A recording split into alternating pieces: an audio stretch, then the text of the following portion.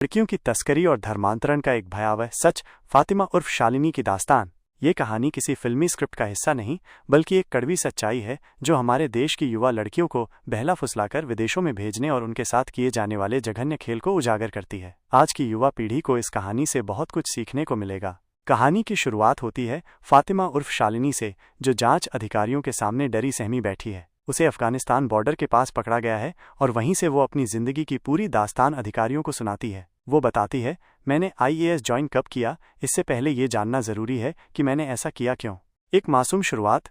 शालिनी केरल की रहने वाली थी और अपनी माँ और दादी के साथ रहती थी। उसके पिता की मौत काफी पहले हो चुकी थी। घर का माहौल सीधा सादा और प्यार भरा था। वह पढ़ाई लिखाई में अच्छी थी और नर्सिंग का सपना देख रही थी। घर वालों ने भी उसका पूरा साथ दिया। नर्सिंग की पढ़ाई के लिए वो शहर के एक बड़े कॉलेज में दाखिला लेती है, जहां उसकी मुलाकात 3 लड़कियों गीतांजलि, नेमा और आसिफा से होती है। शालिनी और गीतांजलि हिंदू थीं, नेमा क्रिश्चियन और आसिफा मुस्लिम। चारों में गहरी दोस्ती हो जाती है, लेकिन किसी को भी इस बात का अंदाजा नहीं था कि आसिफा के इरादे कुछ और ही हैं। एक दिन जब सभी दोस्त बाहर घूम रहे थे, तभी एक अनजान आदमी उनकी तस्वीरें खींचता है। दूसरी तरफ आसिफा कुछ संदिग्ध लोगों के साथ मीटिंग कर रही होती है। यह वही गिरोह था जो लड़कियों को बहला फुसलाकर विदेशों में भेजता था। ब्रेन वॉश की शुरुआत। आसिफा अपने घर पर सभी दोस्तों को बुलाती है और उन्हें खाना खिलाती है। खाने से पहले वो और नेमा दुआ मांगते हैं। शालिनी पूछती है, ये क्या कर रहे हो? आसिफा समझाने लगती है कि वे खाना खाने से पहले अल्लाह को याद करते हैं। यहीं से उनके ब्रेन वॉश की शुरुआत होती है। धीरे धीरे आसिफा उन्हें कहने लगती है, तुम्हारे भगवान कुछ नहीं कर सकते, अल्लाह ही सही रास्ता दिखाते हैं। वो उन्हें बताती है कि बाकी धर्म फालतू हैं, सिर्फ एक ही सच्चा है।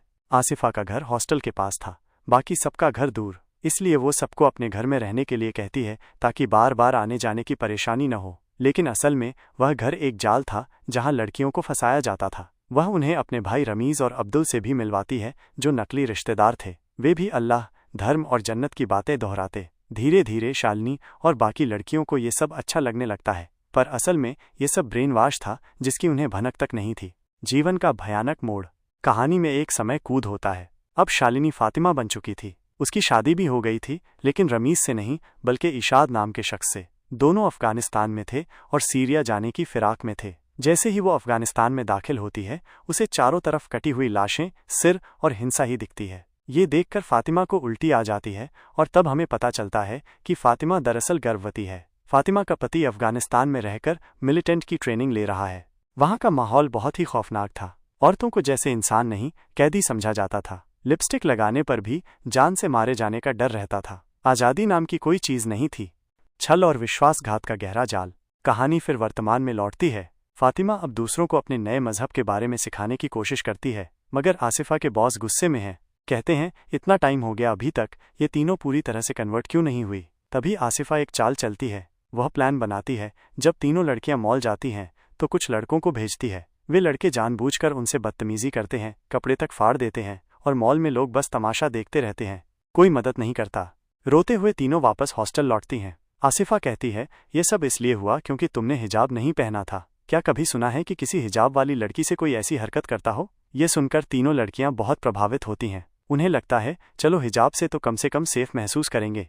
और फिर वे तीनों हिजाब पहनना शुरू कर देती हैं। मगर असली खेल तो यहीं से शुरू होता है।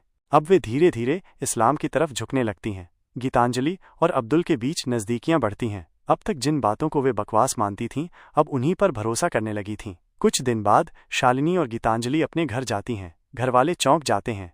हिजाब, बदला हुआ अंदाज, बातों में मजहबी रंग। वे कहती हैं, अब हम हिंदू धर्म को नहीं मानते, हमें इस्लाम में सुकून मिलता है। परिवार से अलगाव और मजबूरी। वापस हॉस्टल लौटने के कुछ ही वक्त बाद शालिनी को पता चलता है कि वो गर्भवती है, मगर रमीज शादी से मना कर देता है। कहता है, हमारे धर्म अलग हैं, शादी मुमकिन नहीं। शालिनी कहती है, अगर मैं धर्म बदल लूँ तो? रमीज फौरन हाँ कर देता है। बस फिर क्या, शालिनी इस्लाम कबूल कर लेती है। गीतांजलि भी वही करती है, लेकिन मजहब बदलने के बाद उनकी जिंदगी आसान नहीं होती, बल्कि और भी उलझ जाती है। रमीज शालिनी को छोड़कर गायब हो जाता है। फिर आसिफा शालिनी को एक मौलाना के पास ले जाती है। मौलाना बताता है, रमीज अपनी माँ के साथ किसी और देश चला गया है। मगर सच्चाई ये थी कि वो कहीं नहीं गया था, बस छुपकर देख रहा था कि शालिनी अब क्या करती है। शालिनी के पास अब कोई रास्ता नहीं बचा था, न मायके लौट सकती थी, न यहाँ कोई सहारा बचा था। मौलाना बोलता है, शादी से पहले प्रेग्नेंट होना पाप है और अबॉर्शन उससे भी बड़ा पाप। अल्लाह से माफ़ी चाहिए तो एक रास्ता है, इशाद से शादी करो और सीरिया जाओ, वहां जाकर सिर झुकाओ, तभी पाप माफ होगा। शालिनी अब थक चुकी थी और हर बात मानने को तैयार थी। वह इशाद से निकाह कर लेती है। काफ़ी समय बाद उसकी माँ उसे ढूंढते ढूंढते वहां पहुंचती है तो उसे शालिनी से मिलने नहीं दिया जाता। अब शालिनी को वहां से ले जाया जाता है। उसे कहा जाता है कि हनीमून पे कोलंबो जा रहे हैं, लेकिन सच्चाई ये थी कि प्लान कुछ और ही था। वे सीधा उसे सीरिया ले जाने वाले थे। सब पहले से तय था, पासपोर्ट, वीज़ा, टिकट सब तैयार। ये कोई पहला मामला नहीं था, ये तो इनके धंधे का हिस्सा था, लड़कियों को फंसाकर बाहर भेजने का। गीतांजलि और नेमा का दुर्भाग्य। दूसरी तरफ अब्दुल भी गीतांजलि को सीरिया ले जाना चाहता था, लेकिन गीतांजलि ने साफ मना कर दिया। जब वो नहीं मानी तो अब्दुल ने अपना असली चेहरा दिखाया, ब्लैकमेल करने लगा। उसने कहा, तेरे न्यूड फोटोज मेरे पास हैं, अगर नहीं आई तो इंटरनेट पर डाल दूंगा। अब गीतांजलि को सारी सच्चाई समझ में आ गई। ये तो जाल था जिसमें वे सब फंस गए, पर उसने हिम्मत दिखाई, बोली, जो करना है कर ले, मैं तेरे साथ नहीं जाऊंगी। और सब कुछ छोड़कर वो वापस अपने घर लौट गई। अब्दुल और मौलाना को भी अब उसमें कोई दिलचस्पी नहीं थी, क्योंकि वो अब उनकी बातों में आने वाली नहीं थी। मगर अब्दुल ने फोटो वाकई में वायरल कर दी। जब गीतांजलि को पता चला तो वो बहुत टूट गई और आखिरकार उसने अपनी जान दे दी।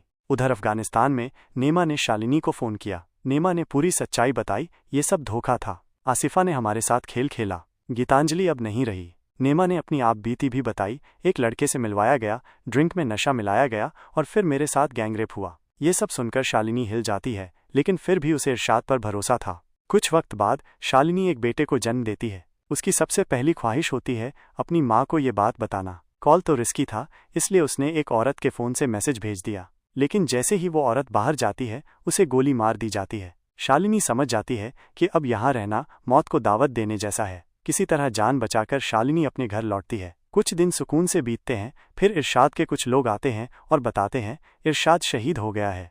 वे लोग शालिनी और उसके बच्चे को ज़बरदस्ती साथ ले जाते हैं। वहाँ और भी कई औरतें होती हैं, लेकिन बच्चे को उससे अलग कर दिया जाता है। अब शालिनी को किसी और जगह भेजा जाता है और वहाँ पहुँचकर उसे पता चलता है कि इरशाद मरा नहीं है, वो जिंदा है। असलियत ये थी कि उसने शालिनी को सिर्फ इस्तेमाल किया था। वर्तमान और न्याय की लड़ाई। अब कहानी आती है वर्तमान में। शालिनी अधिकारियों के सामने अपनी आप बीती सुनाते हुए बताती है, वहाँ जो औरतें थीं उनके साथ हर रोज़ जुल्म होता था, उन्हें इंसान नहीं समझा जाता था, उनके साथ शारीरिक शोषण होता था। इधर भारत में नेमा फिर से हिम्मत जुटाकर पुलिस के पास जाती है। वो कहती है, केरल में हर साल हजारों लड़कियों का धर्म परिवर्तन कराया जाता है, कई तो गायब हो जाती हैं, लेकिन किसी को खबर तक नहीं होती। पुलिस वालों को वो सब बताती है, लेकिन वे उसकी बातों पर यकीन नहीं करते, कहते हैं कोई सबूत है, और बिना सबूत के FIR तक दर्ज नहीं की जाती। उधर अफगानिस्तान में औरतों को एक और जगह बंद कर दिया जाता है, जहां जिनके शौहर मारे गए होते हैं उन्हें जबरन रखैल बना लिया जाता है। शालिनी चारों ओर देखती है। उसकी मैपिंग की आदत बचपन से थी। उसे अंदाजा होता है कि ये जगह सीरिया और तुर्की के बॉर्डर के पास है। अब वो जोखिम उठाती है। 2 और लड़कियों को साथ लेकर भागने की कोशिश करती है, लेकिन रास्ते में आतंकी उन्हें देख लेते हैं और उसकी दोनों साथी लड़कियों को मार दिया जाता है। शालिनी किसी तरह वहां से भाग निकलती है। रेगिस्तान, गर्मी, थकान, वो अकेली चलती रहती है। उसका शरीर जवाब देने लगता है और वो जमीन पर गिरकर बेहोश हो जाती है। करीब 17 घंटे बाद उसकी आंख खुलती है तो ऊपर एक ड्रोन उड़ रहा होता है। यहीं से कहानी दोबारा वर्तमान में लौटती है।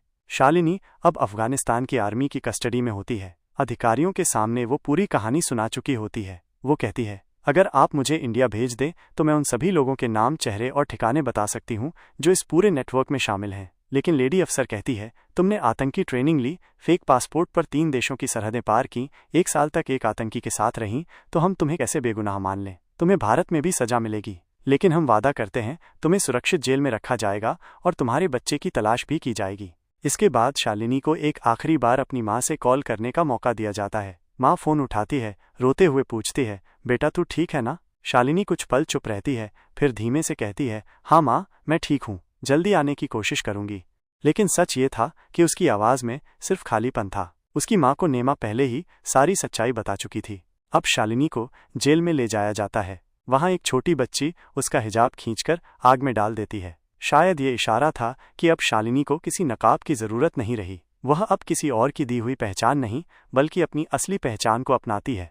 ये कहानी उन सभी युवा लड़कियों के लिए एक सबक है जो अनजान लोगों के झांसे में आकर अपनी ज़िंदगी बर्बाद कर लेती हैं। इस तरह के मामलों में सतर्क रहना और अपने परिवार के साथ खुलकर बात करना बहुत ज़रूरी